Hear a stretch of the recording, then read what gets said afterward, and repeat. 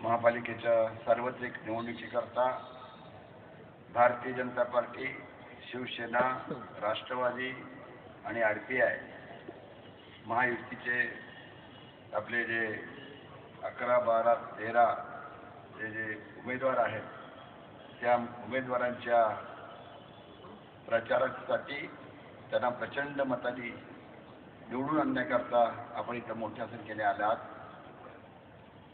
मी नवीन पल्लीमध्ये उत्तर भारतीय, दक्षिण भारतीय 2 सभा होत्या. त्या 2 सभांमध्ये अडकलो होतो, त्यामुळे याला उशीर झाला.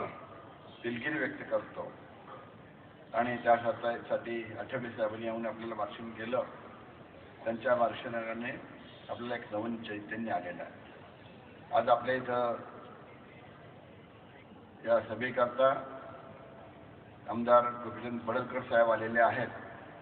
एक नवीन असं, नवीन म्हणजे ते जुनेच आहेत, पण तो अजून तरुणांचं जे रक्त सळसळतं तसं चैतन्यमय तारुण्य असलेलं धडाडचे आपले नेते आमदार पडळकर साहेब, बाळासाहेब पाटील ज्येष्ठ नेते आपले भाजपाचे. त्यांनी जी नावं घेतली ती सर्व जयंत म्हात्रे, वायटी देशमुख आणि आपले कांबळे साहेब RPIचे अध्यक्ष, तालुका अध्यक्ष, इथले सर्व 4ही पक्षाचे नेते, उपस्थित पदाधिकारी, उमेदवार, सर्व कार्यकर्ते, बंधू आणि भगिनींनो, आपल्याला पडळकर साहेबांचं भाषण मोठ्या प्रमाणामध्ये ऐकायचं आहे. एक ध्यानात आलं असेल आपल्याला की या देशाला नरेंद्र मोदींशिवाय पर्याय नाही, महाराष्ट्राला या महायुतीशिवाय पर्याय नाही आणि आपल्या पनवेल महापालिकेला सुद्धा महापालिकेमध्ये महायुती हीच जास्त महत्त्वाची आहे, याशिवाय पर्याय नाही. हे आता सर्वांना आपल्याला पनवेलवासियांना पटवून चुकलेलं आहे. बघा, आपल्याला एक गोष्ट अशी असेल की उमेदवार मिळायचे झाले. मगाशी साहेबांनी सांगितलं, बाळासाहेबांनी म्हटलं, उमेदवार शोधावे लागत आहेत. इकडचा उभा कर, तिकडचा उभा कर करावं लागतंय. प्रशांत ठाकूर, आता जयंत म्हात्रे आले, अगोदरपासून अनेक नेते मंडळी, कार्यकर्ते आपल्या पक्षात आलेले आहेत. आणि त्याचा परिणाम असा झालेला आहे की तिथे फक्त बाप उमेदवार, बेटा उमेदवार, घरातले त्यातले त्यात त्यांना एक उमेदवारीशी आपले कोणतरी उमेदवार करावे लागतात, नाहीतर पकडून उभा करावा लागतोय आणि मग अर्ज मागं तेच घेतात आणि आरोपपत्र आपल्यावर केले जातात.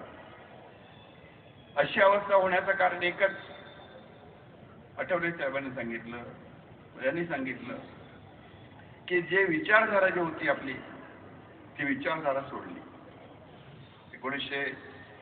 2019 मध्ये आपली मूळ विचारधारा जी होती ती धारा सोडून आपण सत्तेसाठी दुसरीकडे गेल्यानंतर ही अशी बनवाबनी म्हणतो ना, ते बनवानी होत असते आणि त्या विकास आघाडीची भकास आघाडी आज झालेली आपल्याला दिसते आहे. इथं मात्र हे नेते जे आहेत ते खमके आहेत, ताट आहेत आणि त्याच्याबरोबर आपल्याकडे आमदार प्रशांत ठाकूर इथं आहेत ना, गेले वाटतं कलमुलीला नाही, ते आंध्र समितीची वगैरे दक्षिण भारतीयांची मीटिंग आहे, तिकडे गेले असते.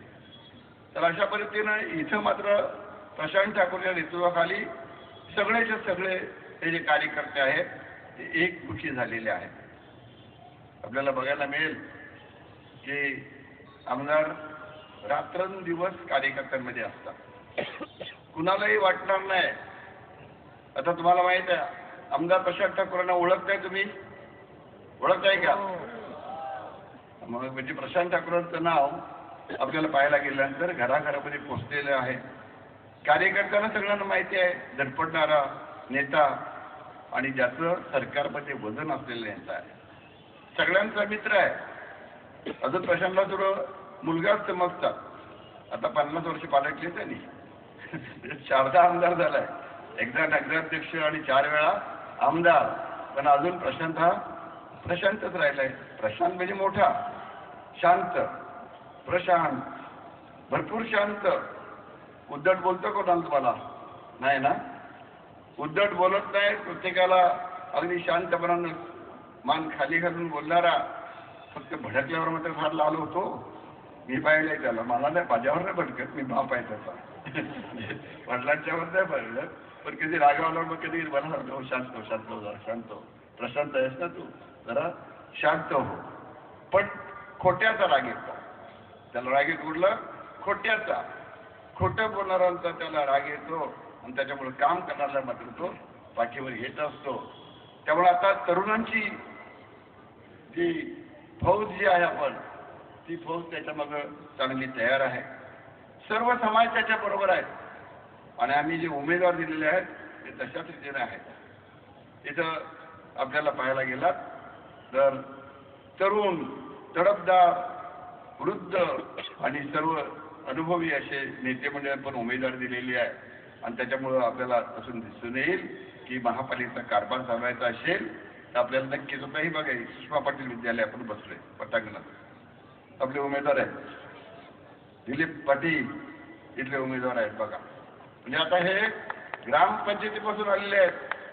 ग्रामपंचायत सदस्य होते 2 वेळा, त्याच्यानंतर अनेक वेळा त्यांनी इथं गावकी सांभाळलेली आहे आणि ते आलेले आहेत.